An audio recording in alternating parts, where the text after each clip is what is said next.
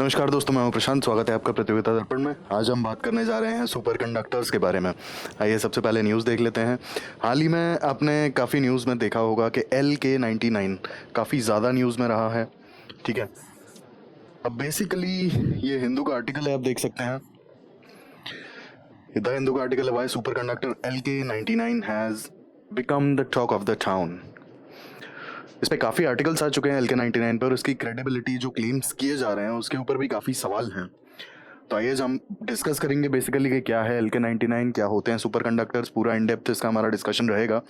सबसे पहले अगर LK99 की बात की जाए तो हाल ही में साउथ कोरिया के एक रिसर्च ग्रुप ने ऐसा क्लेम किया है कि उन्होंने एक ऐसा मटेरियल डेवलप किया है जिसका नाम उन्होंने रखा है LK99, जो कि रूम टेम्परेचर और नॉर्मल प्रेशर की कंडीशंस में भी सुपर कंडक्शन कर सकता है, यानी कि as a superconductor behave करता है।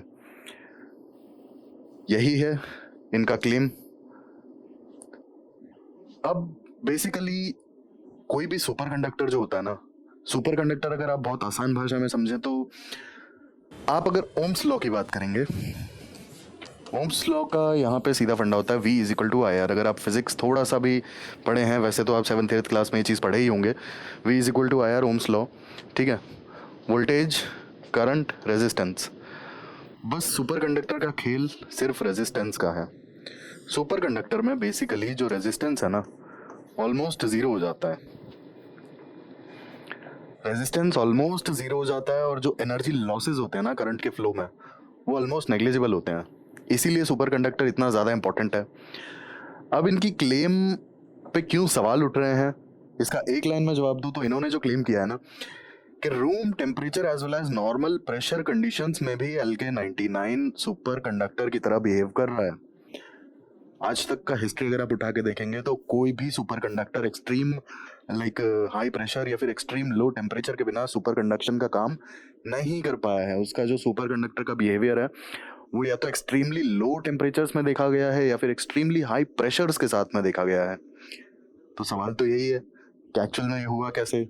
तो आइए सबसे पहले हम LK99 के बारे में डिस्कस करते हैं कि साउथ कोरियन रिसर्च ग्रुप ने क्या एक्चुअल में एविडेंसेस दिए हैं बेसिकली। ठीक है, क्या बताया है कि क्या मटेरियल है ये इनका।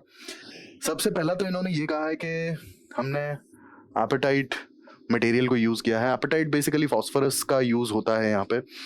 ठीक है, फॉस्फोरस बेसिकली आपका जो है 4 ऑक्सीजन के मॉलिक्यूल्स के साथ में बॉन्ड बनाता है बेसिकली।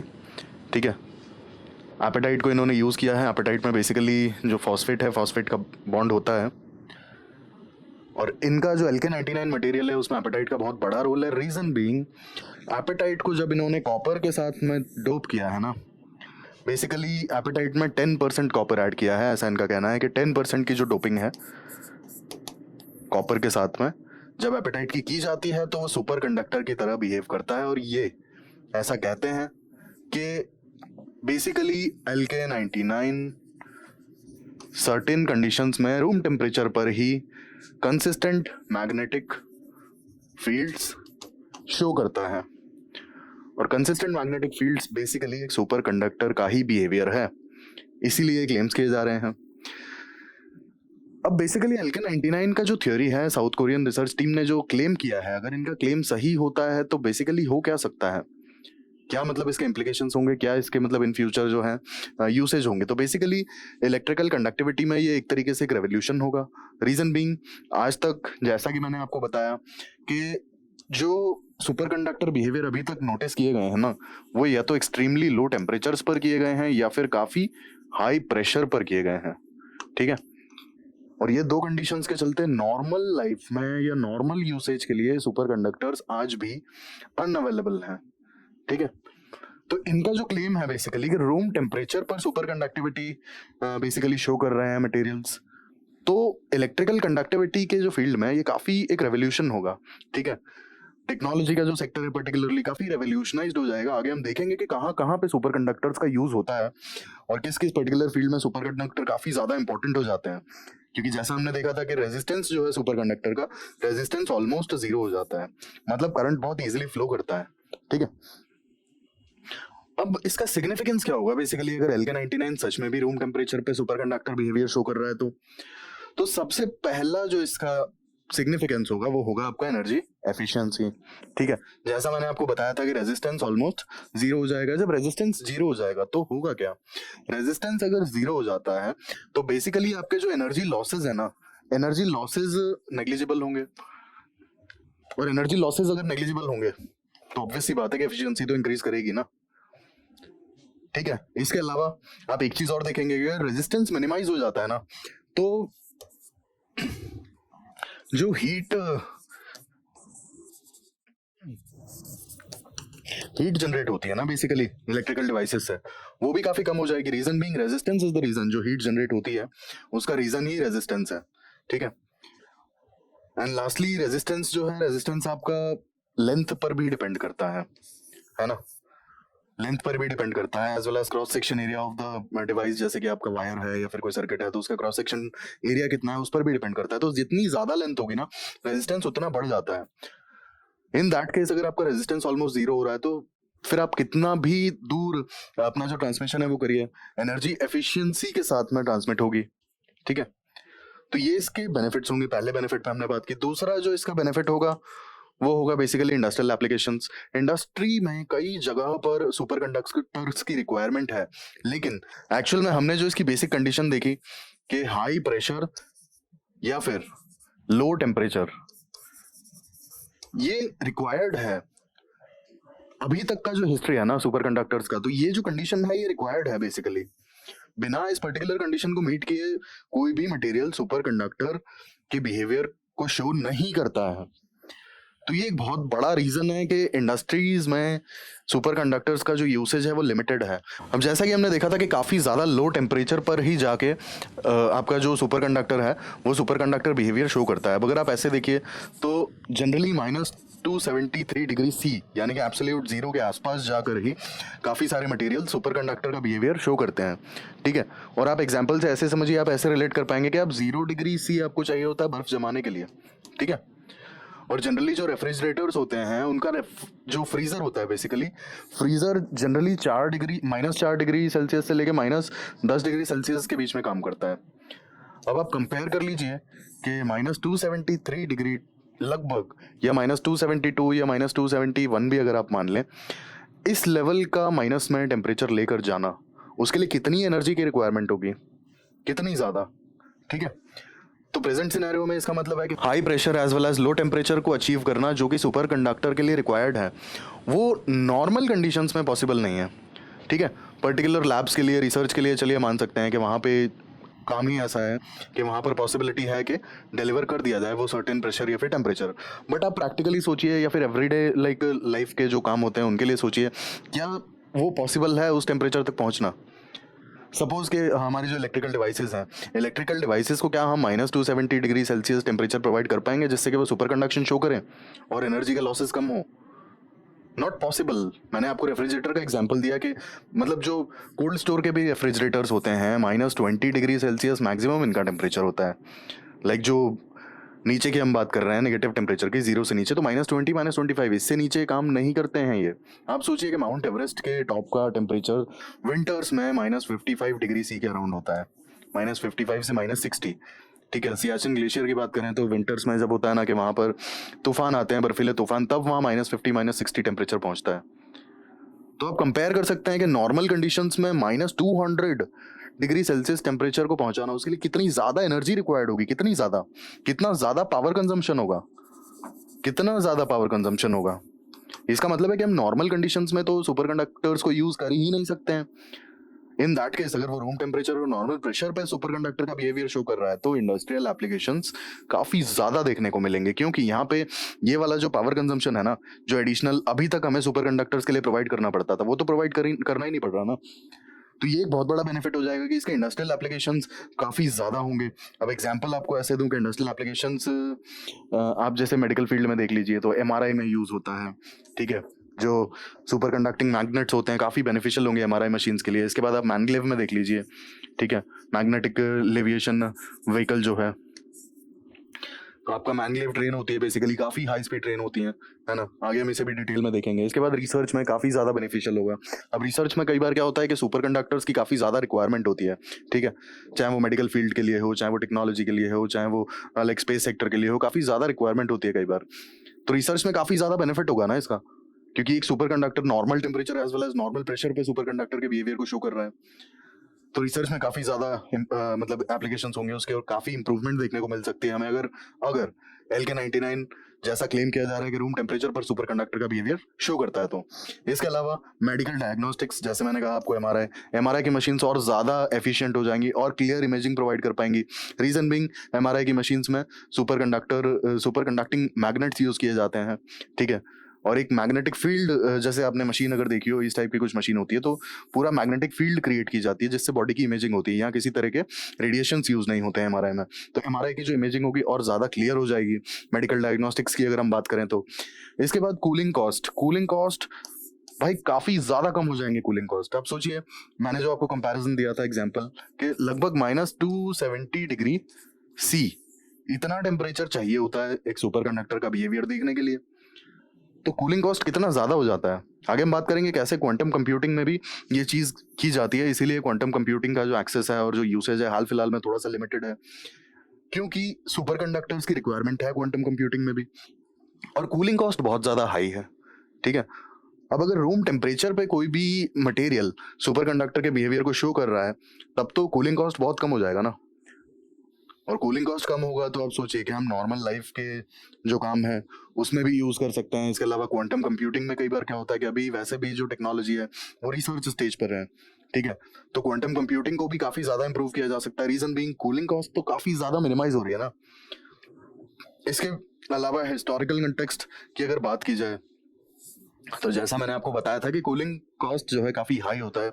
काफ़ी ज़्यादा लो टेम्परेचर, लगभग -270°C, या फिर काफ़ी ज़्यादा हाई प्रेशर की रिक्वायरमेंट होती है, तब जाके मटेरियल्स जो है एग्जिबिट करते हैं सुपर कंडक्टर बिहेवियर।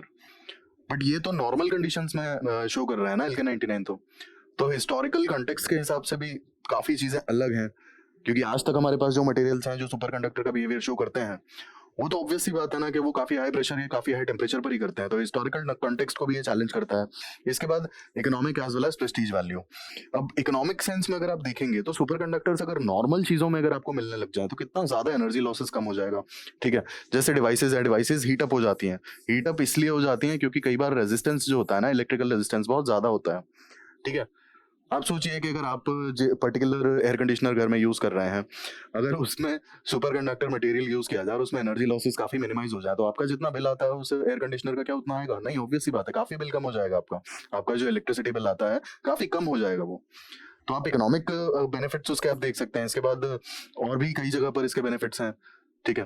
तो ये हमने देखा कि अगर LK99 जैसा कि क्लेम किया जा रहा है साउथ कोरियन रिसर्च ग्रुप के द्वारा, अगर उस तरीके का बिहेवियर शो करता है room temperature as well as normal pressure पे, तो काफ़ी ज़्यादा बेनिफिशियल हो सकता है ये, ठीक है? स्पेसिफिकली होता है ना टेक्नोलॉजी सेक्टर के लिए काफ़ी ज़्यादा बेनिफिशियल हो सकता है। अब हम बात कर लेते हैं कि सुपर कंडक्टर्स होते क्या हैं। तो मैं ऑलरेडी आपको एक ग्लिम्स तो दे ही चुका हूँ कि सुपर कंडक्टर्स होते क्या हैं। बेसिकली सुपर कंडक्टर्स किसी भी तरह का रेजिस्टेंस शो नहीं करते हैं। इलेक्ट्रिसिटी फ्लो जो होता है ना, बेसिकली जो कंडक्शन होता है, that is without any loss of energy. यहाँ पर किसी भी तरह का एनर्जी लॉस नहीं होता है, और आप देखेंगे कि अधिकतर डिवाइसेस काफ़ी इनएफिशिएंट होती हैं इलेक्ट्रिसिटी कंडक्ट करने में। दिस इज़ द रीज़न कि आपकी जो डिवाइसेस हैं या फिर जो आपके वायर्स हैं वो हीट हो जाते हैं। हीट होने का रीज़न भी रेजिस्टेंस ही होता है, ठीक है? तो रेजिस्टेंस बेसिकली डिपेंड करता है, जैसा मैंने आपको बताया था, रेजिस्टेंस डिपेंड करता है लेंथ पर, ठीक है, क्रॉस सेक्शन एरिया पर, एज वेल एज रेजिस्टिविटी होती है रो। इन तीन चीज़ों पर डिपेंड करता है। अब रेजिस्टेंस आप सोचिए कि कितना ज़्यादा पावरफुल होता है बेसिकली, कि हम अपने हीटर्स वगैरह में या लैंप्स वगैरह में जो देखते हैं वो सिर्फ और सिर्फ रेजिस्टेंस की वजह से हम हीट या फिर लाइट देख पाते हैं। अब बेसिकली आपके जो हीटर्स होते हैं या फिर जो टोस्टर्स होते हैं वहाँ पर रेजिस्टर्स यूज़ किए जाते हैं, ठीक है? रेजिस्टर्स यूज़ किए जाते हैं, और रेजिस्टर्स की वजह से आप देख पाते हैं कि जो हीट्स होती है, हीट डेवलप हो जाती है। उसका रीज़न यही होता है कि रेजिस्टर्स का रेजिस्टेंस काफ़ी ज़्यादा हाई होता है ना? तो आप सोचिए कि रेजिस्टेंस आज तक हम लोग यूज़ करते हैं, लेकिन वहीं ऑन द कॉन्ट्ररी जब आप लाइक ट्रांसमिशन देखेंगे, तो ट्रांसमिशन जब लंबी दूरी पर होता है ना, लॉन्गर डिस्टेंसेस पर ट्रांसमिशन होता है इलेक्ट्रिसिटी का, तो काफ़ी ज़्यादा लॉसेज होते हैं इलेक्ट्रिसिटी के सिर्फ और सिर्फ ट्रांसमिशन की वजह से, और उसका रीज़न होता है रेजिस्टेंस। ठीक है, इसके अलावा और भी काफ़ी सारे इश्यूज होते हैं रेजिस्टेंस से रिलेटेड, आगे हम उसे डिटेल में देखते हैं। पहले हम सुपर कंडक्टर की अगर बात करें, तो सुपर कंडक्टर जैसा कि हमने देखा कि यहाँ पर लॉस ऑफ एनर्जी नेग्लिजिबल होता है और रेजिस्टेंस बहुत ही कम होता है। अब अभी तक हमने जो जो सुपर कंडक्टर्स मटेरियल डिस्कवर किए हैं बेसिकली, उसमें आता है lanthanum barium copper, yttrium barium copper oxide, niobium tin. ये सारे जो मटेरियल्स हैं basically lanthanum barium copper oxide, yttrium barium copper oxide, niobium tin, और भी कई सारे मटेरियल्स हैं, बट ये एग्जांपल हैं सुपर कंडक्टर्स के। हालांकि इनकी एक खास बात ये है कि सभी के सभी मटेरियल्स या तो एक्सट्रीमली लो टेम्परेचर्स या फिर एक्सट्रीमली हाई प्रेशर पर ही अपना सुपर कंडक्टर का बिहेवियर एग्जिबिट करते हैं। सुपर कंडक्टर्स बेसिकली अगर डिस्कवरी की बात की जाए, किसने डिस्कवर किया, कब किया, कैसे किया, तो बेसिकली कब हुआ, 1911 में। किसने किया? कैमलिन वोन्स ने। और कैसे किया बेसिकली, तो यहाँ पर इन्होंने ये नोटिस किया था कि मरकरी का रेजिस्टेंस जो है सडनली काफ़ी ज़्यादा कम हो जाता है अगर एब्सोल्यूट जीरो टेम्परेचर के आसपास पहुंच जाती है मरकरी, तो यानी कि नियर अबाउट 273 डिग्री सी या फिर 0 डिग्री केल्विन। ठीक है, तो इन्होंने शुरुआत की थी मरकरी से। इसके बाद 1911 के बाद से चीज़ें इस डायरेक्शन में शुरू हुई हैं बेसिकली। अब 1911 के बाद से ही फिर सुपर कंडक्टर्स की डायरेक्शन में रिसर्च थोड़ी ज़्यादा तेज़ी से शुरू हुई, क्योंकि कैमलिन वोन्स ने मरकरी में जो बिहेवियर देखा था वो काफ़ी यूनिक था। इलेक्ट्रिकल रेजिस्टेंस सडनली कम हो जाना जस्ट बिकॉज टेम्परेचर कम होता है। ठीक है, तो इसके बाद ये चीज़ नोटिस की गई कि जितना ज़्यादा टेम्परेचर होता है ना, उतना मटेरियल्स ज़्यादा इलेक्ट्रिकल रेजिस्टेंस शो करते हैं। ठीक है, जो उनका इलेक्ट्रिकल रेजिस्टेंस होता है मटेरियल्स का, वो टेम्परेचर के साथ में बढ़ता चला जाता है।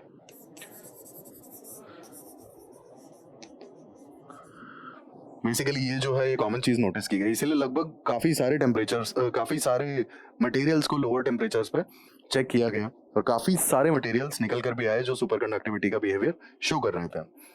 सुपर कंडक्टर्स का अगर बेसिक हम एप्लीकेशन देखें, जो हम रफली बात कर चुके हैं, वही है ट्रांसमिशन। अब बेसिकली ट्रांसमिशन लाइंस क्या होता है ना, कई बार थाउजेंड्स ऑफ किलोमीटर्स की होती हैं। ठीक है, 1000 किलोमीटर, 5000 किलोमीटर। तो इस लेंथ की जो ट्रांसमिशन लाइंस होती हैं, बेसिकली इस लेंथ में आप समझ सकते होंगे कि कितना ज़्यादा एनर्जी लॉसेज होता है रेजिस्टेंस की वजह से। रीज़न मैं आपको बता दूं, रेजिस्टेंस लेंथ के साथ में बढ़ता है, यानी कि अगर लेंथ बढ़ रही है आपकी ट्रांसमिशन लाइन की, तो रेजिस्टेंस भी बढ़ेगा बेसिकली। ठीक है, तो ट्रांसमिशन लाइंस की जो लेंथ होती है जनरली, जो सीधे पावर हाउसेस से आती है, आप उसकी लेंथ देखिए 1000 किलोमीटर, 5000 किलोमीटर, 2000 किलोमीटर, बहुत दूर दूर तक मतलब ट्रांसमिशन लाइन डली होती है। वेल इन दैट केस कितना ज़्यादा रेजिस्टेंस होगा आप समझ सकते हैं, और कितने ज़्यादा इलेक्ट्रिसिटी के लॉसेज होते होंगे, है ना। कि सपोज अगर जो इलेक्ट्रिसिटी पावर हाउस में प्रोड्यूस हो रही है उसका अगर आप 10% भी सिर्फ या 5% भी सिर्फ और सिर्फ रेजिस्टेंस की वजह से लॉस माने, तो कितना ज़्यादा लॉस है वो। ठीक है, और आज के ज़माने में जहाँ इलेक्ट्रिसिटी एक बेसिक नीड है, बिना इलेक्ट्रिसिटी के कोई काम नहीं हो सकता है, उस केस में इतने बड़े लॉसेज ना तो पावर हाउस के लिए ठीक है, ना ही गवर्नमेंट के लिए, और ना ही सिटीजन्स के लिए। क्योंकि अगर आप इंडिया के केस में देखेंगे तो आज भी बहुत सारे विलेजेस ऐसे हैं जहाँ पर बिजली शायद 12 घंटे भी मुश्किल से आती है। बहुत सारे सिटीज़ भी ऐसे हैं जहाँ पर होता है ना, टीयर 2 या टीयर 3 सिटीज़ की बात करें तो दिन में 6-8 घंटे पावर कट होना बहुत नॉर्मल है। तो इसके लिए ट्रांसमिशन में काफ़ी यूजफुल हो सकते हैं सुपर कंडक्टर्स। ठीक है, सुपर कंडक्टर मटेरियल अगर ट्रांसमिशन के लिए यूज़ किए जाएंगे तो बेसिकली जो लॉसेज होंगे, लॉसेज लगभग जीरो होंगे, नेग्लिजिबल लॉसेज होंगे। नेग्लिजिबल लॉसेज होंगे तो ऑब्वियस ही बात है कि जितनी इलेक्ट्रिसिटी जनरेट हो रही है उतनी डिलीवर हो पाएगी। सेकेंडली एमआरआई, यानी कि मैग्नेटिक रेजोनेंस इमेजिंग। अब बेसिकली एमआरआई के बारे में मैं आपको बता चुका हूँ, मैग्नेटिक फील्ड्स डेवलप होती हैं बेसिकली। ठीक है, और रेडियो वेव्स का यूटिलाइज किया जाता है यहाँ पे बॉडी की इंटरनल इमेजिंग के लिए। अब जितनी ज़्यादा और जितनी पावरफुल मैग्नेटिक फील्ड होगी ना, उतना ही बेटर इमेजिंग होगी। तो आप सोचिए कि अगर सुपर कंडक्टिंग मैग्नेट्स यहाँ पर यूटिलाइज किए जाएंगे तो एमआरआई का जो इमेजिंग है बेसिकली और ज़्यादा क्लियर हो जाएगा वो। ठीक है, इसके बाद पार्टिकल एक्सेलरेटर्स में यूज़ किया जा सकता है। अब बेसिकली पार्टिकल एक्सेलरेटर्स में सुपर कंडक्टिंग मैग्नेट्स यूज़ किए जाते हैं। ठीक है। और ये रिसर्च के लिए बनाए गए हैं, ठीक है, जो कोलाइडर्स होते हैं रिसर्च के लिए बनाए जाते हैं। तो अगर सुपर कंडक्टिंग मटेरियल्स हमें पता पड़ते हैं तो पार्टिकल एक्सेलरेटर्स में काफ़ी ज़्यादा हेल्पफुल हो सकते हैं। रीज़न बीइंग यहाँ पर सुपर कंडक्टिंग मैग्नेट्स यूज़ किए जाते हैं। इसके बाद इलेक्ट्रिक मोटर्स एंड जनरेटर्स। अब बेसिकली जो हमारे नॉर्मल इलेक्ट्रिक मोटर्स हैं या जो नॉर्मल हमारे अप्लायंसेज हैं, वहाँ पर अगर हम सुपर कंडक्टिंग मटेरियल्स का यूटिलाइज करेंगे तो हमारे जो लॉसेज हैं कितने ज़्यादा कम हो जाएंगे, ठीक है। अब आप ऐसे समझिए कि इंडिया में टी जो लॉसेज है ना, ट्रांसमिशन एंड डिस्ट्रीब्यूशन के जो लॉसेज हैं वो काफ़ी हाई हैं। 2021 का जो इकोनॉमिक सर्वे था उसमें ये चीज़ फ्लैग की गई थी कि T losses are more than 20%। मतलब transmission as well as distribution के जो लॉसेज है ना वो 20% से भी ज़्यादा हैं। तो आप समझिए कि जो हमारे पास इलेक्ट्रिसिटी बेसिकली आ रही है उसमें से 20% तो सिर्फ इसीलिए वेस्ट हो जाती है क्योंकि बहुत ज़्यादा efficient transmission as well as distribution नहीं है। तो आप समझ सकते हैं कि जब ट्रांसमिशन के लेवल पे इतने लॉसेज हो सकते हैं तो हमारे जो लोकल लेवल पे जो मोटर्स हैं, जो जनरेटर्स हैं, वहाँ भी तो लॉसेज ठीक ठाक होते ही होंगे, ठीक है। आप सोचिए कि अगर आपका इलेक्ट्रिसिटी 10% भी कंजम्पशन कम होता है या फिर 8% भी अगर कम हो जाता है तो उसमें आपका इलेक्ट्रिसिटी बिल कितना बचेगा? ऑलमोस्ट 7 से 8% आपका इलेक्ट्रिसिटी बिल ही कम आएगा। उतने लॉसेस भी काफ़ी ज़्यादा बड़ी बात हो जाती है। इसके बाद मैनग्लेव ट्रेन्स में यूटिलाइज किया जा सकता है। अब बेसिकली जो ये होता है ना मैग्नेटिक लेविएशन व्हीकल, इसे मैनग्लेव क्यों कहा जाता है? आप ऐसे समझिए कि ये है आपका रेलवे ट्रैक, ठीक है, और ये है आपकी ट्रेन।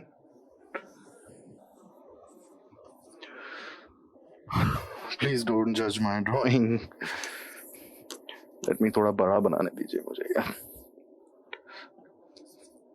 ये है आपका ट्रैक और ये है आपका ट्रेन का बेस बेसिकली। तो आपका जो ट्रेन है ना, ट्रेन एक्चुअल में ट्रैक से थोड़ा ऊपर होता है, ठीक है, ये बीच में गैप होता है। इस गैप की वजह से क्या होता है ना कि जो रेजिस्टेंस है ना, ट्रैवलिंग का जो रेजिस्टेंस है वो मिनिमाइज किया जाता है। दो सरफेसेस के बीच में भी रेजिस्टेंस होता है, ठीक है, जिसे फ्रिक्शन कहते हैं आप। तो उस फ्रिक्शन को मिनिमाइज करने के लिए मैग्नेटिक लेविएशन व्हीकल काफ़ी ज़्यादा इंपॉर्टेंट हो जाता है। और जब ये फ्रिक्शन मिनिमाइज हो जाता है तो ऑब्वियस सी बात है कि स्पीड बढ़ जाएगी। लेकिन लेकिन ये जो प्रोसेस है ना, यहाँ पर भी मैग्नेटिक फील्ड की रिक्वायरमेंट होती है, ठीक है। और मैग्नेटिक फील्ड की जब यहाँ पर रिक्वायरमेंट है और काफ़ी स्ट्रॉन्ग मैग्नेटिक फील्ड की रिक्वायरमेंट होती है, काफ़ी ज़्यादा स्ट्रॉन्ग, ठीक है। जब इतनी स्ट्रॉन्ग मैग्नेटिक फील्ड की रिक्वायरमेंट है तो ऑब्वियस सी बात है कि यहाँ पर भी तो सुपर कंडक्टिंग मटीरियल्स की ज़रूरत पड़ेगी, ठीक है। तो मैग्नेव जो ट्रेन है बेसिकली इसके लिए भी काफ़ी ज़्यादा यूज़फुल हो सकते हैं सुपर कंडक्टर्स। इसके बाद क्वांटम कंप्यूटिंग। अब जैसा कि मैंने आपको बताया था कि क्वांटम कंप्यूटिंग बेसिकली अभी रिसर्च के स्टेज में है, लेकिन ये जो कंप्यूटिंग का वर्ल्ड है ना उसे रेवोल्यूशनाइज कर सकता है, ठीक है। आप सोचिए 2022 का Nobel prize for physics was awarded for quantum computing.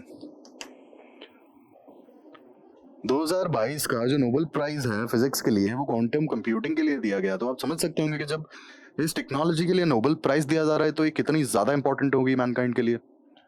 अब जब ये टेक्नोलॉजी इतनी ज़्यादा इंपॉर्टेंट है तो इसके बारे में जानना भी उतना ही ज़रूरी है। अब बेसिकली हम classic computing as well as quantum computing का डिफरेंस समझते हैं। पहले क्लासिक कंप्यूटिंग, जो कंप्यूटर्स हम अपने घरों में यूज़ करते आ रहे हैं, बेसिकली ये एग्जांपल है क्लासिक कंप्यूटिंग का। यहाँ पर जो कंप्यूटिंग यूनिट होती है ना, बेसिकली ये बिट होती है, यानी कि कंप्यूटर या तो एक समय पे 0 की स्टेज पे होता है या एक समय पर 1 की स्टेज पर होता है। दैट्स हाउ कंप्यूटिंग यहाँ पर की जाती है। और क्लासिक कंप्यूटर्स की एक खास बात है कि रोज़मर्रा की एवरीडे एक्टिविटीज़ के लिए जो भी चीज़ें चाहिए होती हैं, जो भी कंप्यूटिंग की रिक्वायरमेंट्स हैं एवरीडे बेसिस की, उनके लिए क्लासिक कंप्यूटिंग बहुत ज़्यादा यूज़फुल है और उसके लिए परफेक्ट है।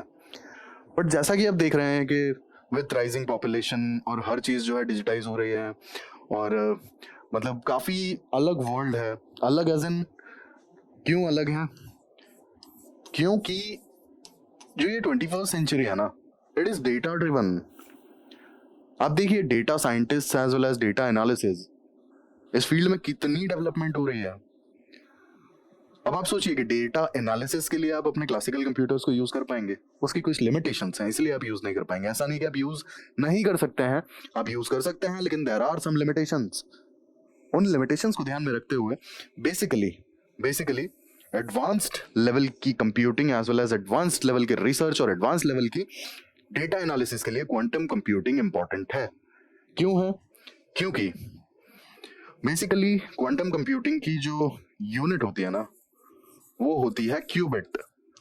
जैसा हमने देखा था कि क्लासिकल कंप्यूटर्स की जो यूनिट होती है, बेसिकली कंप्यूटिंग यूनिट, वो होती है बिट।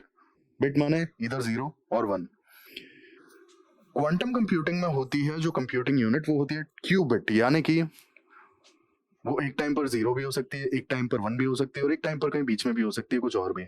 ठीक है, थोड़ा कंफ्यूजिंग है आई नो, बट एक लाइन में आपको डिफरेंस समझाता हूँ। क्लासिकल कंप्यूटर्स में इधर कंप्यूटिंग में या तो 0 होगा या 1 होगा, एक ही हो सकता है एक टाइम पे कुछ भी। ठीक है, या तो 0 या 1।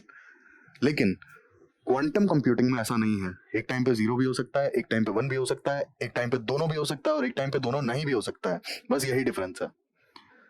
क्लासिकल कंप्यूटर में या तो 0 होगा या 1 होगा, दैट्स मैंडेटरी। क्वांटम कंप्यूटिंग में ऐसा नहीं है, या तो 0 होगा या 1 होगा, या दोनों एक साथ हो सकता है, 0 भी 1 भी, और या फिर दोनों एक साथ नहीं भी हो सकता है।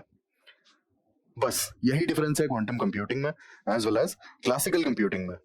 ठीक है, आप ये जो कंप्यूटिंग यूनिट्स हैं यही मैटर करती हैं, और यही बात है कि आप देखेंगे क्वांटम कंप्यूटिंग का ग्राफ ऐसे जाता है, एक्सपोनेंशियली बढ़ता हुआ। ठीक है, आप जैसे जैसे क्यूबिट्स बढ़ाएंगे, जो आपकी स्पीड है ना और जो कॉम्प्लेक्सिटी है, वो ऐसे इंप्रूव करेगी। ठीक है, आप कितनी भी कॉम्प्लेक्स कैलकुलेशंस और कितना भी होता है ना कॉम्प्लेक्स डेटा एनालिसिस के लिए दे सकते हैं, बट क्लासिकल कंप्यूटर्स का क्या है कि आप कंप्यूटिंग यूनिट्स बढ़ाएंगे तब भी उसका एक स्टैग्नेंट और एक स्ट्रेट लाइन ग्राफ है, एक्सपोनेंशियल ग्राफ नहीं है। ठीक है, सीधी बात है। आप सिंपल भाषा में अगर समझना चाहें तो ऐसे समझ लीजिए कि बहुत ज्यादा कॉम्प्लेक्स प्रॉब्लम सॉल्विंग के लिए क्लासिकल कंप्यूटर्स यूज नहीं किए जा सकते, उनकी अपनी लिमिटेशंस है। वहां पर काम आता है क्वांटम कंप्यूटिंग का। क्यों? क्योंकि क्वांटम कंप्यूटिंग में क्यूबिट्स यूज होती है, जो कंप्यूटिंग यूनिट है, और क्यूबिट बेसिकली या तो 1 हो सकती है, या 0 हो सकती है, या फिर दोनों हो सकती है, या फिर दोनों नहीं भी हो सकती है। यही डिफरेंस है। क्लासिकल कंप्यूटिंग में या तो 1 होगी या 0 होगी, दैट्स इट। अब क्वांटम कंप्यूटिंग में सुपर कंडक्टर का क्या रोल है, ये तो हमने बात कर ली क्वांटम कंप्यूटिंग की और उसकी इंपॉर्टेंस की। क्वांटम कंप्यूटिंग में बेसिकली रोल क्या है? रोल ये है कि क्वांटम कंप्यूटिंग के लिए जो मटेरियल्स चाहिए ना, वो मटेरियल्स बेसिकली सुपर कंडक्टर होने चाहिए। अब यहाँ पर बेसिकली क्वांटम कंप्यूटिंग के लिए सुपर कंडक्टर्स चाहिए, सुपर फ्लूइड्स चाहिए। क्यों चाहिए? क्योंकि क्वांटम कंप्यूटिंग में एक चीज होती है बेसिकली सुपरपोजिशन। सुपरपोजिशन बेसिकली जैसा कि मैंने आपको बताया था कि सेम टाइम पर 1 भी हो सकता है, सेम टाइम पर 0 भी हो सकता है। ठीक है, दैट्स व्हाट इज सुपरपोजिशन। बहुत ही कॉम्प्लेक्स कंप्यूटिंग स्पेस बन जाता है क्वांटम कंप्यूटिंग में। इसीलिए जब इतना कॉम्प्लेक्स कंप्यूटिंग स्पेस है तो इसीलिए क्वांटम कंप्यूटर्स इतने ज्यादा पावरफुल हैं कि वो कॉम्प्लेक्स से कॉम्प्लेक्स प्रॉब्लम्स को भी सॉल्व कर पाएंगे। रीजन है सुपरपोजिशन। जो ये सुपरपोजिशन का प्रिंसिपल है, जैसा मैंने आपको बताया था, एक ही टाइम पे 1 और 0 दोनों भी हो सकता है, पॉसिबिलिटी है। क्लासिकल कंप्यूटर्स में ये पॉसिबिलिटी नहीं है कंप्यूटेशनल स्पेस में। ठीक है, दिस इज द रीजन कि क्वांटम कंप्यूटर्स इतनी कॉम्प्लेक्स प्रॉब्लम्स को सॉल्व करने में परफेक्ट हैं, कर पाते हैं। बट रिक्वायरमेंट क्या है? रिक्वायरमेंट है सुपर फ्लूइड्स, यानी कि सुपर कंडक्टर्स। काफी लो टेम्परेचर पर सुपर फ्लूइड्स होने चाहिए, तभी क्वांटम कंप्यूटिंग अपना काम कर पाएगी। तो बेसिकली ये हमने एप्लीकेशंस देखे सुपर कंडक्टर्स के। अब हम LK55 के कंसर्न्स की बात करते हैं। जैसा कि मैंने आपको बार बार बोला कि साउथ कोरियन रिसर्च टीम का क्लेम अगर सही हुआ तो ये सवाल क्यों आता है पता है? द हिंदू में आर्टिकल जो आया था, आपने शायद उसकी हेडलाइन ठीक से अगर देखी हो, मैं आपको फिर से दिखा देता हूं। सुपर कंडक्टिंग हाइप, इसकी सब हेडिंग अगर आप यहां देखेंगे तो यहां साफ साफ लिखा हुआ है, independent verification is crucial on claims about new material. मतलब बेसिकली कुछ चीज मिसिंग है। ठीक है, क्लेम के साथ में जो एविडेंसेस है ना, उसमें कुछ चीजें मिसिंग हैं बेसिकली। तो आइए डिटेल से डिस्कस करते हैं कि इश्यूज क्या हैं। सबसे पहले आता है इशू वेरिफिकेशन चैलेंज का। अब एक्चुअल में होता क्या है ना, सुपर कंडक्टर्स को वेरीफाई करने के लिए काफी ज्यादा कॉम्प्लेक्स सिस्टम की रिक्वायरमेंट होती है। ठीक है, सिस्टम के अलावा कंडीशंस की रिक्वायरमेंट बहुत ज्यादा परफेक्शन चाहिए होती है। जैसे कि मैंने आपको बताया कि -273 डिग्री सेल्सियस के लगभग जा करके काफी सारे मटेरियल्स जो हैं ये सुपर कंडक्टर बन जाते हैं, वो वाला बिहेवियर एग्जिबिट करने लगते हैं। लेकिन क्या आपको पता है कि एग्जैक्ट टेम्परेचर चाहिए होता है? अगर कोई particular material 272.3 degree Celsius minus का बेसिकली, अगर इस पर्टिकुलर टेम्परेचर पर ही सुपर कंडक्टर है, तो यही टेम्परेचर प्रोवाइड करना पड़ेगा आपको। 0.1 या फिर 0.2 डिग्री सेल्सियस ऊपर नीचे में भी काफी ज्यादा वेरिएशंस देखने को मिलेंगे। तो बेसिकली जो सेटअप होता है ना, जो सिस्टम होता है, सिस्टम बहुत परफेक्ट चाहिए। और साउथ कोरियन साइंटिस्ट्स ने अपना जो एकदम परफेक्ट रिक्वायरमेंट्स जो है ना, जो एग्जैक्ट रिक्वायरमेंट्स हैं, वो नहीं बताई हैं। तो वेरीफाई कैसे होगा कि LK99 बेसिकली एक सुपर कंडक्टर है? इसके बाद दूसरा जो इशू आता है वो आता है प्रेशर डिपेंडेंसी का। ठीक है, अब पास्ट में ऐसे कुछ मटेरियल्स देखे गए हैं जहां पर हाई प्रेशर बहुत ज्यादा रिक्वायर्ड है, क्योंकि बिना हाई प्रेशर के these materials don't exhibit their properties of a super conductor. और हाई प्रेशर आप नॉर्मल कंडीशंस में कैसे प्रोवाइड करोगे? इसका मतलब है कि उसका यूसेज तो बेकार हो गया ना। क्योंकि आप सोचिए कि आप एक नॉर्मल रूम में या ऑफिस में या फिर आप ट्रांसमिशन लाइन के लिए या फिर होता है पावर हाउस में या फिर होता है हॉस्पिटल में, कहाँ से हाई प्रेशर आप प्रोवाइड करेंगे? और हाई प्रेशर प्रोवाइड करेंगे और एक्सेसिव हाई प्रेशर के चलते अगर किसी तरह का एक्सीडेंट हो जाता है तो क्या पॉसिबल है? वल्नरेबिलिटी मतलब या रिस्क तो हमेशा रहेगा ना। तो अगर हाई प्रेशर की रिक्वायरमेंट है और अगर वो डिपेंडेंसी है, तब हालांकि इन्होंने क्लेम किया है कि room temperature as well as normal pressure पे ये एग्जिबिट करता है, बट आज तक जो देखा गया है कि कुछ पर्टिकुलर मटेरियल्स हाई प्रेशर पर भी सुपर कंडक्टर का बिहेवियर शो करते हैं। एग्जाम्पल के लिए LaH10,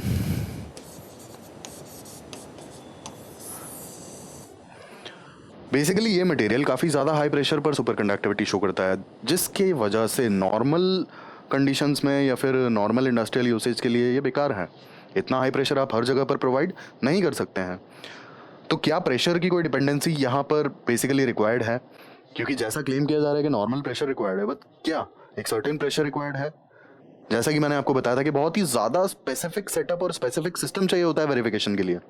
ठीक है, इसके बाद साइंटिफिक रश, ये एक बहुत बड़ा इशू है। अब LK99 जैसे ही बताया गया कि सुपर कंडक्टर है तो लोग इस पर रिसर्च करने में लग जाएंगे साइंटिस्ट, और होता है ना कि जर्नल्स पब्लिश करने में लग जाएंगे। अरे यार, वेरीफाई तो होने दो कि जेन्युइनली वो सुपर कंडक्टर है या नहीं है। और ये पास्ट में भी ऐसा हो चुका है, रिसेंटली 2020 में हुआ था रिसेंटली। तो कई बार होता है ना कि कोई भी रिसर्च टीम क्लेम करती है और लोग उस पर जर्नल्स और रिसर्च पेपर्स लिखना शुरू कर देते हैं। अरे भाई, वेरीफाई तो होने दो पहले, ठीक है? अदरवाइज ये पेपर्स क्या है, ये फिर वही है ना, मिसगाइड करेंगे आगे आने वाले जो रिसर्चर्स हैं उन्हें। तो इसीलिए पहले वेरीफाई करने दीजिए। बिना वेरिफिकेशन के ये चीज़ बेकार है कि आप होता है उस पर रिसर्च जर्नल्स या फिर रिसर्च पेपर डायरेक्टली पब्लिश करने लगे। ठीक है, ये एक बहुत बड़ा इशू होता है। इसके बाद हिस्ट्री में, पास्ट में भी ऐसा देखा जा चुका है कि कुछ क्लेम्स किए गए, हालांकि वो क्लेम्स बाद में रिडंडेंट साबित हुए। वो प्रूव हो गया कि हाँ, ऐसा कोई क्लेम है जो पॉसिबल नहीं है। ये जो बेसिकली क्लेम किया गया है ये पॉसिबल नहीं है प्रैक्टिकली। ठीक है, तो पास्ट में भी ऐसा हुआ है। ऐसा नहीं है कि LK जो 99 है बेसिकली ये पहली बार हो रहा है ऐसा कि किसी पर्टिकुलर मटेरियल को सुपर कंडक्टर क्लेम किया गया है। पास्ट में भी ऐसा हुआ है ना, कि सुपर कंडक्टर के कुछ मटेरियल्स डिफाइन किए गए कि हाँ भाई, ये पर्टिकुलर मटेरियल सुपर कंडक्टर है और ये बहुत नॉर्मल टेम्परेचर या नॉर्मल प्रेशर पे सुपर कंडक्टर बिहेवियर एग्जिबिट करता है, लेकिन ऐसा हुआ नहीं। इसके बाद सिंथेसिस कॉम्प्लेक्सिटी, ये सबसे बड़ा इशू है। अब जब हमने देखा कि बहुत छोटे से टेम्परेचर या प्रेशर के वेरिएशन में काफी ज्यादा चेंजेस या काफी ज्यादा वेरिएशंस देखने को मिलेंगे किसी भी मटेरियल के सुपर कंडक्टर बिहेवियर में, जब इतने चेंजेस देखने को मिलेंगे तो क्या उसका सिंथेसिस अगर प्रॉपरली नहीं किया गया तो वो सुपर कंडक्टर का बिहेवियर शो कर पाएगा? ऑब्वियस सी बात है, नहीं। जैसा कि मैंने आपको बताया, वेरिफिकेशन चैलेंज का सबसे बड़ा चैलेंज ही है सिस्टम एंड सेटअप। बिना प्रॉपर सेटअप के और बिना प्रॉपर सिस्टम के वेरीफाई करना इज नियर इम्पॉसिबल। परफेक्शन के साथ में रिजल्ट्स नहीं मिलेंगे। तो सिंथेसिस की जो कॉम्प्लेक्सिटी है बेसिकली वो कहाँ कैसे है? वो ऐसे है कि जो बताया गया कि 10% कॉपर ऐड किया गया है एपेटाइट में। ठीक है, तो ये 10% बेसिकली एग्जैक्ट 10% है, ऊपर है नीचे है, और मतलब क्या एग्जैक्ट मटेरियल उठाना है वो तो नहीं बताया गया ना। ठीक है, एपेटाइट की भी अगर थोड़ी बहुत वेरिएशन आती है जो केमिकली, तो क्या वो एक्सेप्टेबल है? तो ये सारी चीजें अभी तक क्लैरिफाई नहीं की गई हैं। और जो रिसर्च डेटा है, बस क्लेम कर दिया गया कि LK99 is a super conductor, लेकिन जो रिसर्च रिलेटेड डेटा है वो अभी तक पब्लिक डोमेन में नहीं आया है। और मान लीजिए कि उन्होंने सिंथेसिस का जो मतलब पर्टिकुलर एग्जैक्ट चीज बता भी दी कि ऐसे ऐसे ऐसे सिंथेसाइज करना है तब ये मटेरियल बनेगा, क्या वो हर कंडीशन में, हर टेम्परेचर में, हर प्रेशर में सबके लिए वैलिड रहेगा? ये भी एक बहुत बड़ा चैलेंज है। तो इसका बेसिकली वे फॉरवर्ड क्या हो सकता है, मतलब कैसे इस चीज से हम कुछ पॉजिटिव निकाल सकते हैं? अगर सच में भी LK99 एक सुपर कंडक्टर है तो हमारे लिए बहुत बेनिफिशियल होगा। बट जो क्लेम्स किए गए हैं, क्लेम्स के पीछे के जो एविडेंसेस हैं वो तो अभी तक नहीं मिले ना। तो बेसिकली वे फॉरवर्ड के लिए यहाँ पे सबसे पहले आता है इंडिपेंडेंट वेरिफिकेशन। ठीक है, इंडिपेंडेंट वेरिफिकेशन बोले तो कि पब्लिक डोमेन में सारा डेटा अवेलेबल होना चाहिए और फ्री एक्सेस होनी चाहिए। ठीक है, कोई भी चीज छुपी नहीं होनी चाहिए। और इंडिपेंडेंट ऑर्गेनाइजेशंस और जो मल्टीपल रिसर्च ऑर्गेनाइजेशंस हैं इंटरनेशनल प्लेटफॉर्म पे, वो सारी मिलकर इस चीज को वेरीफाई करें। इससे क्या होगा कि एक फ्रूटफुल और एक प्रैक्टिकल रिजल्ट निकल के आएगा कि अगर है तो इसे कैसे यूज करना है, और अगर LK99 सुपर कंडक्टर नहीं है तो एटलीस्ट बाकी लोग अपना या बाकी रिसर्चर्स अपना टाइम वेस्ट करना तो बंद करेंगे ना। सेकेंडली आता है अवॉइड रश्ड पब्लिकेशन। अब जैसा कि मैंने आपको बताया कि कुछ रिसर्चर्स और कुछ साइंटिस्ट इस पे फटाफट अब जर्नल्स और पेपर पब्लिश करना शुरू कर देंगे, तो ऐसा पब्लिकेशन करने का फायदा नहीं है जो इन फ्यूचर किसी रिसर्चर के काम भी ना आ सके। तो इसीलिए इस चीज को अवॉइड करना हाल फिलहाल के लिए तो बहुत जरूरी है। क्यों? क्योंकि अभी इंडिपेंडेंट वेरिफिकेशन नहीं हुआ है। जब तक इंडिपेंडेंट वेरिफिकेशन नहीं होता है तब तक किसी भी तरह का रश्ड पब्लिकेशन नहीं होगा। इसके बाद आता है स्केप्टिसिज्म। अब ऑब्वियस सी बात है कि हमें एक डाउट का भी हम मान सकते हैं कि हम होपफुल हैं कि LK99 हमें पॉजिटिव रिजल्ट या फ्रूटफुल रिजल्ट्स दे सकता है, लेकिन हमें एक डाउट का एंगल भी रखना होगा। ठीक है, कि हो सकता है ऐसा कि बहुत परफेक्ट कंडीशंस रिक्वायर्ड हो तभी ये particular material super conductor behaviour exhibit करे।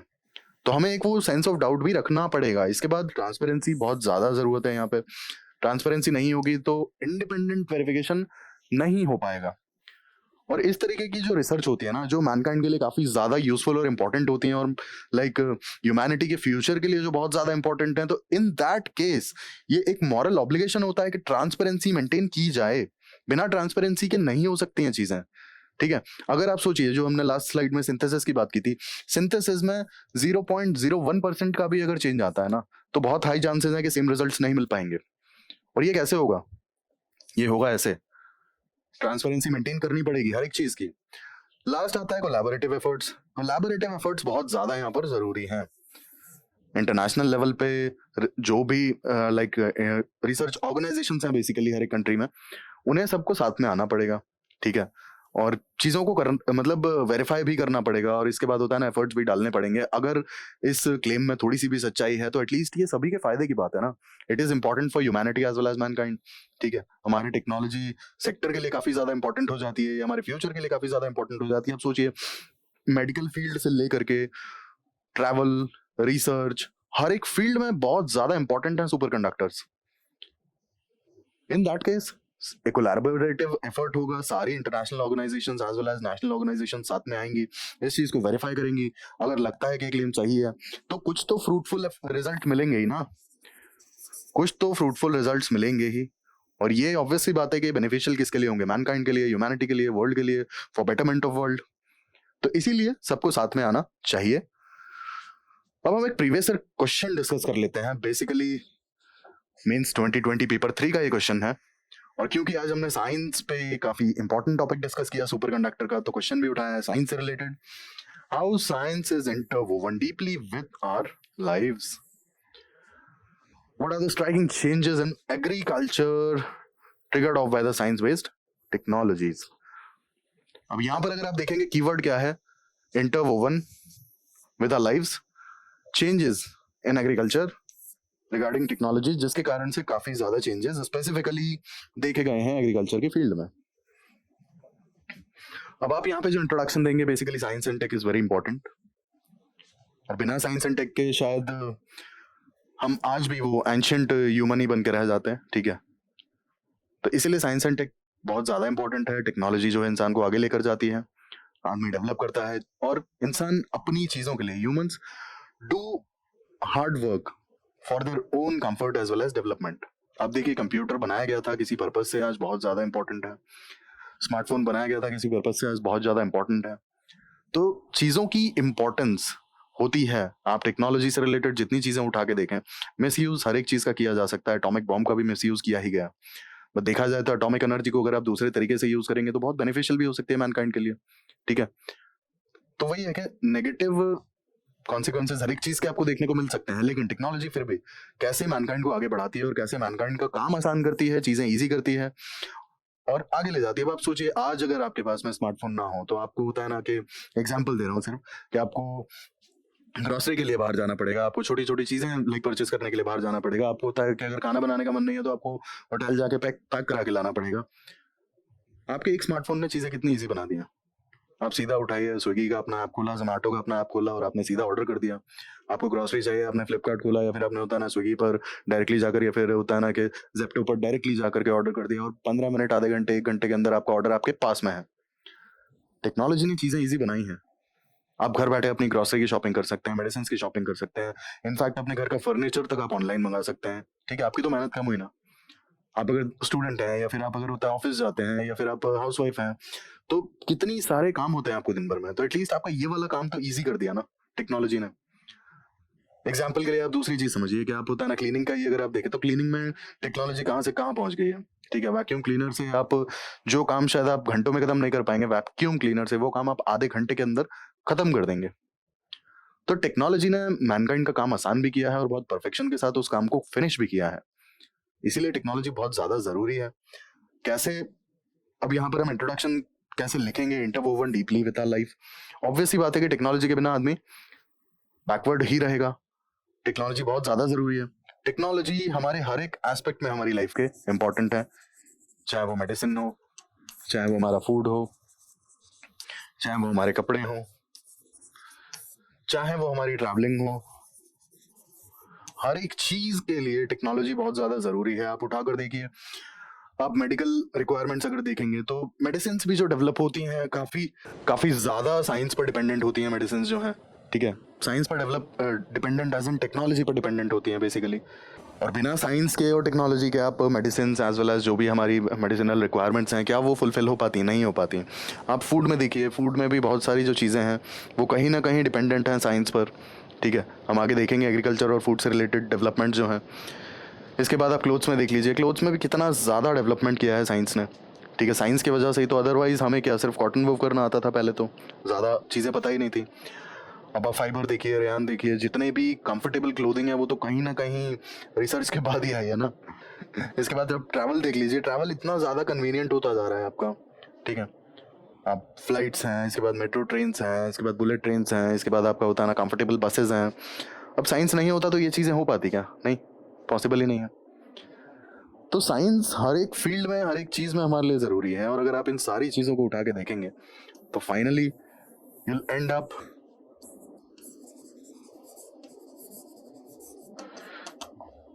कि आप जो भी रिसर्च और जो भी सारी चीज़ें देखते हैं बिना कंप्यूटिंग के वो पॉसिबल ही नहीं है, कंप्यूटर्स, ठीक है। तो साइंस हमारी लाइफ के हर एक एस्पेक्ट में इंपॉर्टेंट है। अब क्योंकि बेसिकली यहाँ पर एग्रीकल्चर की बात की जा रही है कि क्या ऐसे चेंजेस थे जो एग्रीकल्चर में किए गए जिसके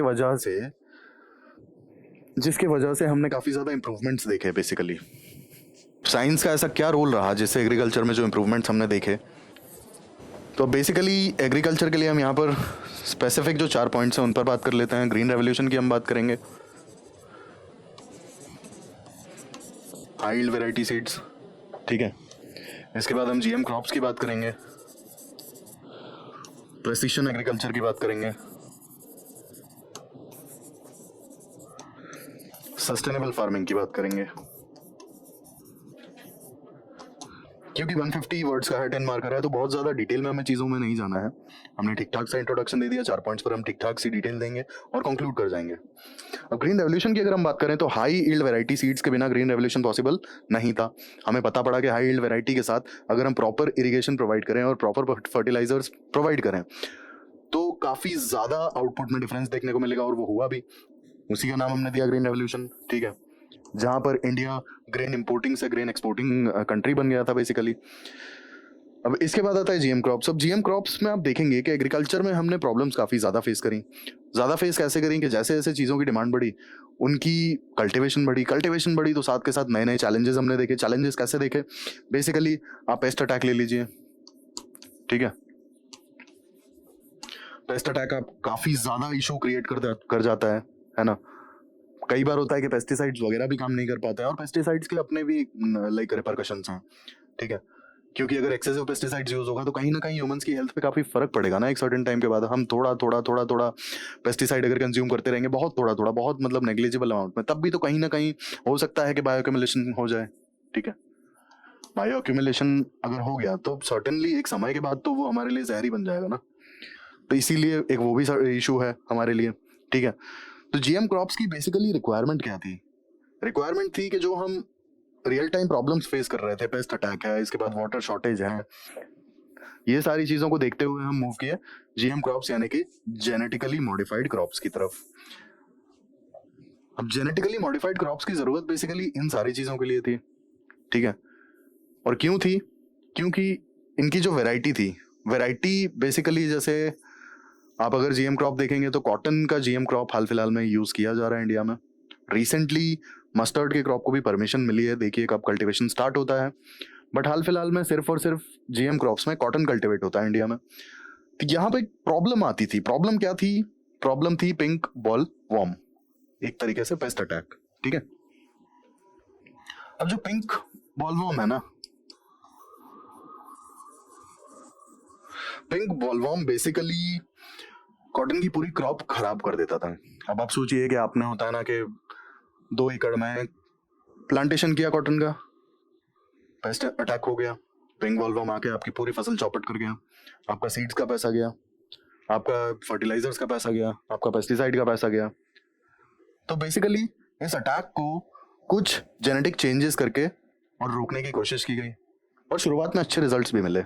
और स्पेसिफिकली अगर हम बात करें तो इंडिया में कुछ नए चैलेंजेस हैं, अदरवाइज काफी कंट्रीज में जीएम कॉटन के, जेनेटिकली मॉडिफाइड कॉटन के काफी अच्छे रिजल्ट्स देखने को मिले। और रीजन होता है कि देखो, पर्टिकुलरली रेजिस्टेंस डेवलप हो जाती है पेस्ट्स में भी। अगर आप होता है ना कि अगर वो पूरे तरीके से मरे नहीं तो उनका जो नेक्स्ट जनरेशन होगा वो पेस्टिसाइड्स को रेजिस्ट कर जाएगा। ये रेजिस्टेंस ही एक रीजन है कि जीएम कॉटन में भी थोड़े बहुत इश्यूज देखने को मिले हैं। लेकिन हम यहाँ फिलहाल बात कर रहे हैं जीएम क्रॉप्स की। तो जीएम क्रॉप से हमने क्या क्या इश्यूज रिजॉल्व किए हैं? बेसिकली सबसे बड़ा इशू रिजॉल्व किया है पेस्ट अटैक का, ठीक है, जिसके लिए जीएम क्रॉप्स डिजाइन की गई हैं। दूसरा, वेराइटीज पे काम चलता रहता है कि थोड़ा सा होता है ना जिनका पीरियड, जो ग्रोइंग पीरियड है वो थोड़ा सा कम हो जाए क्योंकि क्लाइमेट चेंज के इश्यूज हैं। इसके अलावा थोड़ा कम वाटर में भी सस्टेन कर जाए। तो इस तरीके की जो प्रॉब्लम्स हैं उनको फेस करने के लिए हम जीएम क्रॉप्स की तरफ मूव करें। और आप देखिए, जीएम क्रॉप्स क्या बिना साइंस के पॉसिबल हो पाती? नहीं हो पाती, ठीक है। तीसरा आता है precision agriculture. Precision agriculture basically आप कितना पेस्टिसाइड प्रोवाइड करेंगे, कितना फर्टिलाइजर प्रोवाइड करेंगे, ठीक है, वो सारी चीजें एकदम प्रिसाइजली। आपका ड्रिप इरिगेशन हो गया, ठीक है। अब ड्रिप इरिगेशन से बेसिकली जो प्रेसिशन एग्रीकल्चर है, तो आप अगर ड्रिप इरिगेशन यूज कर रहे हैं तो आपके जो भी माइक्रो इरिगेशन के फंडे हैं, यहाँ पर आपको एक चीज देखने को मिलेगी कि आप फर्टिलाइजर की काफी सेविंग कर सकते हैं, ठीक है। फर्टिलाइजर की जब आपकी सेविंग होती है तो ऑब्वियस सी बात है कि आप बहुत प्रिसाइजली अपनी चीज़ों को यूज़ कर रहे हैं, अपने रिसोर्सेज को यूज़ कर रहे हैं। और जब आप प्रिसाइजली यूज़ कर रहे हैं तो आपका इनपुट कॉस्ट तो नीचे जा रहा है और आपका आउटपुट या तो सेम है या बढ़ रहा है। अब क्या ये पॉसिबिलिटी बिना साइंस के है? नहीं है। बिना साइंस के प्रेसिजन एग्रीकल्चर की पॉसिबिलिटी थी क्या? नहीं थी। आप सोचिए, सेम इनपुट्स या इनफैक्ट कम इनपुट्स में भी हम ज़्यादा आउटपुट प्रोवाइड कर पा रहे हैं। ये भी तो साइंस की देन है। और ज़रूरी क्यों था? क्योंकि हमें अपना आउटपुट बढ़ाना था, ठीक है। और किसान है, किसान भी कहीं ना कहीं अपने बेनिफिट्स के लिए ही खेती करते हैं। अब उन्होंने इनपुट तो अच्छा खासा लगा दिया, आउटपुट उन्हें मिला नहीं, तो वो तो लॉस में ही जाएंगे ना। रीजन वही है कि हमें जो मतलब किसानों का जो होता है ना, सुसाइड्स वगैरह देखने को मिलते हैं। तो बेसिकली हेल्प क्या करता है प्रेसिजन एग्रीकल्चर? इसका रीजन क्या था? आउटपुट बढ़ाना सेम रिसोर्सेज से, या फिर रिसोर्सेज का जो इनपुट है वो कम कर देना जिससे आउटपुट सेम बना रहे। तो उसकी जरूरत थी। आया कैसे? बिना साइंस के और बिना रिसर्च के आता नहीं आ पाता। बेनिफिट क्या हुआ? आउटपुट बढ़ा, या फिर जो इनपुट प्रोवाइड करने थे वो कम हो गए, आउटपुट सेम रहा। लास्टली आता है सस्टेनेबल डेवलपमेंट या फिर सस्टेनेबल एग्रीकल्चर।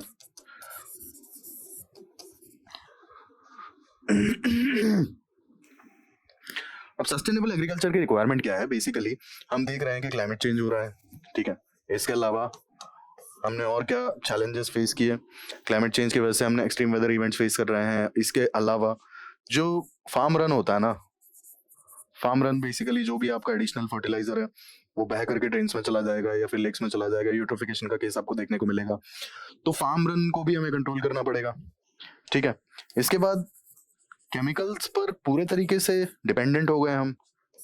आप पेस्टिसाइड देखिए, आप इंसेक्टिसाइड देखिए, अब इतने सारे आप केमिकल्स डालेंगे या फिर आप फर्टिलाइजर्स डालेंगे, आर्टिफिशियल न्यूट्रिएंट्स जो है वो ऐड करेंगे, तो ऑब्वियस सी बात है ना कि मतलब सस्टेनेबल एग्रीकल्चर नहीं है ना ये। अब देखिए कि जैसे जो मैंने आपको बताया था कि पेस्ट का जो है रेजिस्टेंस डेवलप होने लगता है धीरे धीरे, ये भी तो एक इशू आपको देखने को मिलेगा। तो हमारा जो एग्रीकल्चर है वो सस्टेनेबल होना चाहिए। सस्टेनेबल कैसे कि हमारे जो रिसोर्सेज हैं वो मिनिमल से मिनिमल होने चाहिए, हमें ज्यादा से ज्यादा रिसोर्सेज यूज ना करने पड़े।